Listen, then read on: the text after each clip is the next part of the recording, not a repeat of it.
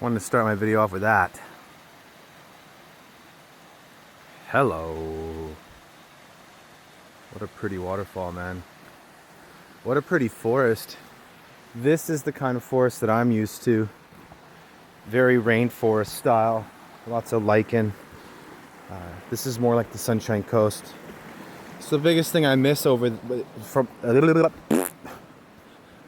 biggest thing that I miss from being over there is the trees and the forest. It's freaking epic. Over here I haven't seen as much of this kind, rainforest style. But anyways, beauty. Going for hopefully a long walk. I haven't really done these trails, so I don't know how far they go. Over there, I don't know if you can see through the trees. There, see that? There's a really cool, beautifully set disc golf course, which I played with a new buddy of mine named Cam. He's an amazingly talented musician. His name is, I think, is C-Note, or he goes by, I think on YouTube it's Fanfare. Very talented guy. Anywho, that was really fun. We got to do that. And then, anyways, so this video, I wanted to make it about, you're coming on a walk with me first off. I wanted to make it about a couple dreams that I had, because I think a lot of people find it interesting to hear other people's dreams. And these two dreams are both symbolic messages. One of them is happening now, and the other one is pretty sure is soon to happen. So that's very interesting. I'll start off with the dream that's happening now. I would also refer to it as the dream that has a bit of a more negative context, you could say. Or I would say even more specifically, more of a warning. Oh man, this is so much more beautiful in person. I wish I could really capture it. But so the first dream is I'm in like a school / university, and I walk into this classroom. It's a square classroom. In the middle to the front is like a big massive podium / desk for the teacher. All around the outside of the, oh, that's beautiful. All around the outside of the classroom are tables, and everything is like a light gray. And at each table or seat is a student. I really remember there being a lot of Asian students, so that's interesting. And they were all young, like 12, 13-ish. I walk into this room and there's a table. So the door is in the back. I walk in, I look to the left of the room is a teacher. She's in her 40s, mid 40s, and she's got a baby in her arms, kind of like on her hip. Oh man, this is beautiful. Holy, oh my goodness. Wait till you see this. Oh, this is freaking sweet. Man, the trees, there's so many large stumps left. Boom. Oh, this is really, really sexy. So I'm walking into this classroom. To the left is a teacher holding a baby, and she was a strong woman. Independent, like a very strong woman. Both physically and emotionally, like a very independent, strong woman. And I thought to myself, interesting. She's holding a baby while she's teaching a class. Huh. That's pretty interesting. And also kind of, I was kind of impressed and kind of like, that's weird. And then I also thought, that must be her baby. Look at this. Now this is a spot to do some cold plunges, man. Oh, totally. Oh, this is so beautiful. The stumps are huge. Anyways, I'm standing in the back of the classroom. The woman with the baby, the teacher, walks over to me and says, here's your assignment. Mission, or assignment. Basically plops down on this empty table a dirty blue gym bag with someone else's name on it. Clearly been used in a dirty area. And inside of it was a bunch of training manual binders, also dirty, also containing someone else's name. And I go, what's this? She goes, they're sending you into the coal mines for a semester. And I go, what? F no. Like, no, absolutely not. Are you joking? Because I'd walked into the room, not only was I like old and all the other students were super young, but I was also like coming off of like a mission, as if I was like from the army or something, like, and I was like a very, very, very experienced, well accomplished soldier of some kind. And so I was insulted that they would try to put me in the coal mines, and I was like, what the heck, man? What did I do wrong? And I was mad, and I threw the books on the floor. And she steps back and looks at me with a very, very stern look. And didn't say anything, but I knew what she was looking at me. She was basically saying, like, you're in trouble now, bud, because you're not gonna do your mission. And then in my brain I saw the people that I was saying no to, and they looked like the CEOs of a credit card company, like really crappy, like oh my gosh, look at the size of this stump. Holy smokes, man.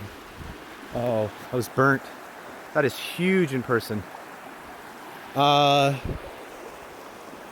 looked like these like 1977 like suit wearing old men, very irrelevant. And I didn't like them, and I basically had no respect for them, and I hated them even. And I was like, who cares? I was like, I'm not doing it. And I threw it on the ground and walked out. That's the first dream. Okay. The second dream had similarities. Now, keep in mind, like when I get dreams, they usually come true, like in a sense of there's the kind that are messages, and then there's the kind that are not. These ones, the tree is just huge, man. I wish I could do a comparison. Like that thing alive would have been like good 500, man. Anyways, I knew these two dreams are messages because of the way that they happen and the way that I feel afterwards. You get dreams that are just an accumulation of things that you've done during the day or whatever. This is definitely not that. What show do I want to do? I'll do this one for now. So, second dream. I'm next to a pond/bog.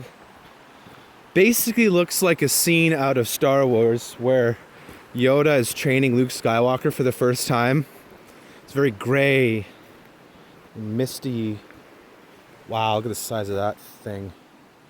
Misty and gray and foggy and dark. But it didn't feel scary or anything. It's just the way it was. And oh, look at this, some old mining stuff. Interesting. Oh, this forest is absolutely gorgeous. It's just so luscious, and this is like almost winter.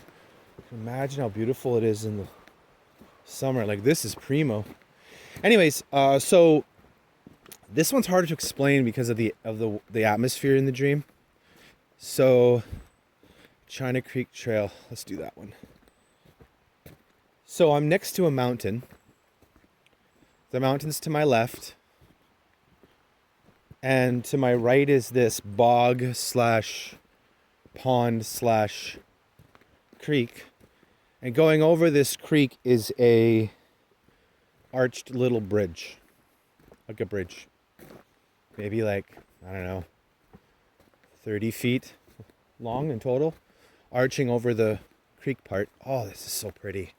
Holy moly. And Next to me is a baby standing next to me. This baby wasn't a regular baby. It was like a toddler. I think it was even in a diaper. But the baby didn't seem like a baby.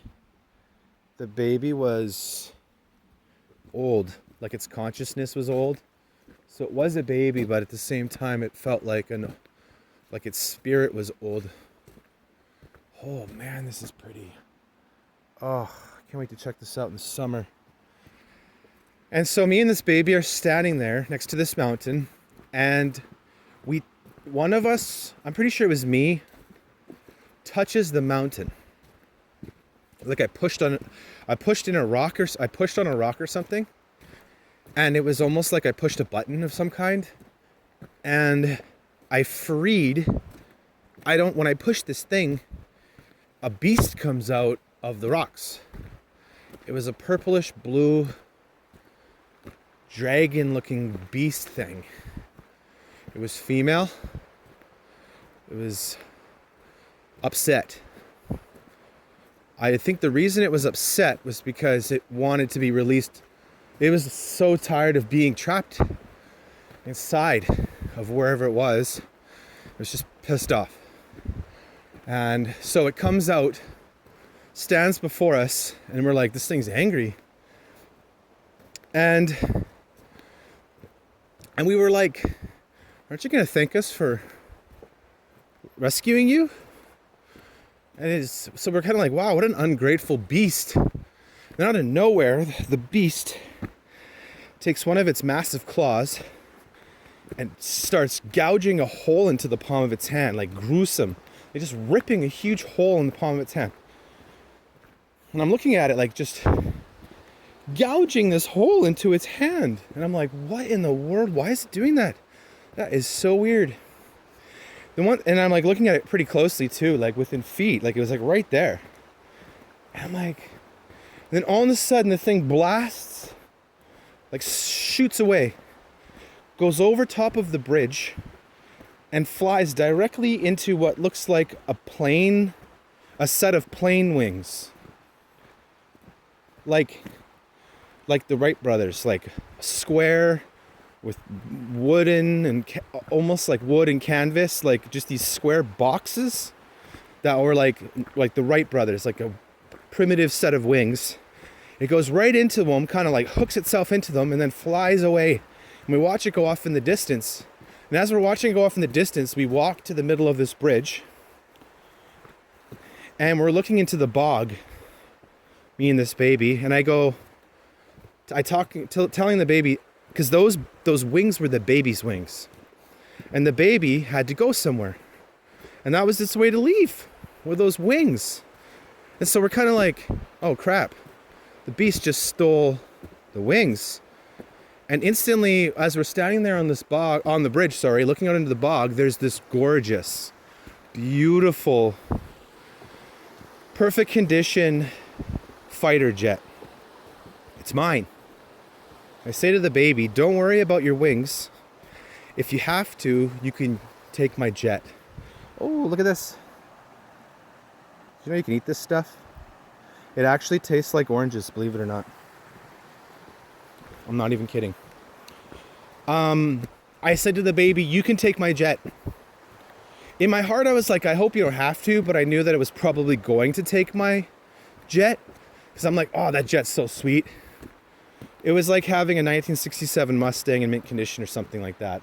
Or having like an Eleanor from like Gone in 60 Seconds. Like it was like the sickest jet you've ever seen. It was so sick. And it was like definitely like a post-army, post-war, like, I don't know, maybe I found it and rebuilt it. It was just a sick jet. So I say to the baby, don't worry. I know that you need to get where you got to go. And if need be, you can take my jet. And then I kneel down next to the baby and I hold the baby and hug it. That's when I knew it was okay. I'm very close to this baby. It was mine. It was mine. And then I turn around and off in the distance, sort of close to where we unleashed this beast from the rocks, was a woman. Same thing. She was in her mid-40s. She didn't look anything like the other woman. She was taller, a little bit more plump, but she was a lot more, she seemed a lot more nurturing and friendly and nice. I couldn't see her face specifically as clearly as the other woman, but I could see her figure, and because she was kind of enshrouded in the fog. But I could see that she was looking over at us and admiring the beautiful way that we were bonding, and just admiring how epic it was. And then we kind of like, so me and this baby are bonding on this middle of this bridge. It's like a little fairy tale. And I'm saying, don't worry, we'll get you to where you gotta go. You can have my jet. And I was like, not sad, but I didn't really want the jet to be gone, but I knew that I would do anything to get this baby to where it had to go. And so, yeah, we look back towards the mother figure, and there's just love. And I think we either start walking towards her, or the baby runs towards her or something, and then the dream's over.